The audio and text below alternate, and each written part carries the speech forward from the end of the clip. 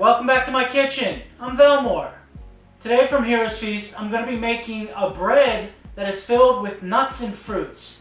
Not quite a dessert for the elves, but probably some of the sweetest stuff that they'll eat on a regular basis that isn't just fruit. This is cherry bread. Let's get started. So to get this started, I combine golden raisins with rum and let them soak for about an hour. Now I'm going to start by combining the dry ingredients, starting with the flour, baking soda, baking powder, and brown sugar. And I'm going to whisk that together.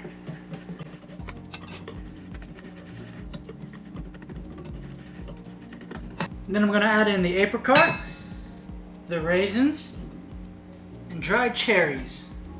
And then I'm going to toss it around in the flour.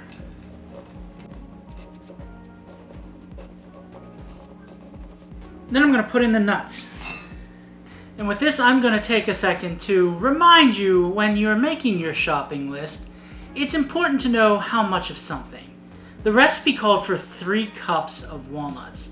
And when I bought the walnuts at the store, I bought about half that. Fortunately, I had some pecans around, and that filled it out the rest of the way. Yeah, the moral of the story is just make sure you know you're getting enough of something. And I'm just going to toss these around and coat with the flour.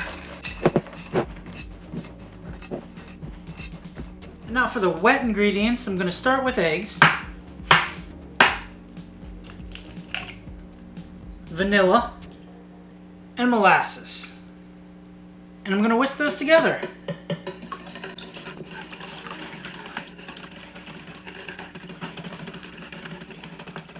And now I'm going to add the egg mixture into the batter. And I'm going to mix it around until it's well incorporated and there's no dry spots of flour.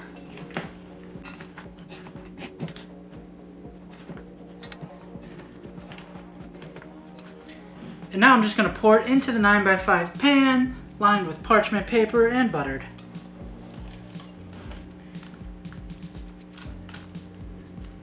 Now it's going to go into the oven for about an hour. So this recipe doesn't really come with any kind of background information or fun little flavor text to go with it. So I guess I'll just talk a bit about the elves. If you're unfamiliar with the D&D elves, they usually are a bit shorter than humans, with a slightly more slender frame and large pointed ears. In many forms of media, they tend to have longer lifespans. In D&D, that usually falls around the lines of somewhere between 700 and 800 years old. They also usually revere nature and tend to build their settlements and civilizations to coexist with trees and existing natural elements rather than tear them down to create the land that they need. As we've seen from the recipes I've done so far, they tend to prefer vegetables and breads over meat and fish and sugars. However, if you're playing an elf in a campaign that's out on an adventure, they're probably more omnivorous just out of necessity, but I would say they'd probably prefer to have more vegetables in their diet. And now I'm just going to let it completely cool down before I cut into it and serve it.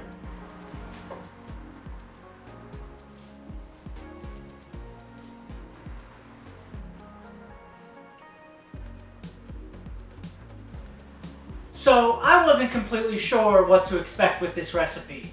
In the description they called it fruitcake, and on this plane, fruitcake has such a jokey intonation as being an inedible brick of fruit and nuts.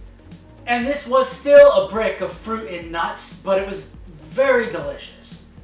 The tart cherry was the big standout in the whole thing. It balanced out very nicely with a very dense bread. And I think obviously something like this would be absolutely wonderful with a nice cup of tea. But it's too hot in this house right now for a hot beverage. I hope you enjoyed. You can follow me on Instagram or Twitter at chef_Velmore. The links will be in the description of the video. Like, subscribe. Thanks for watching. Come on back next week for another recipe.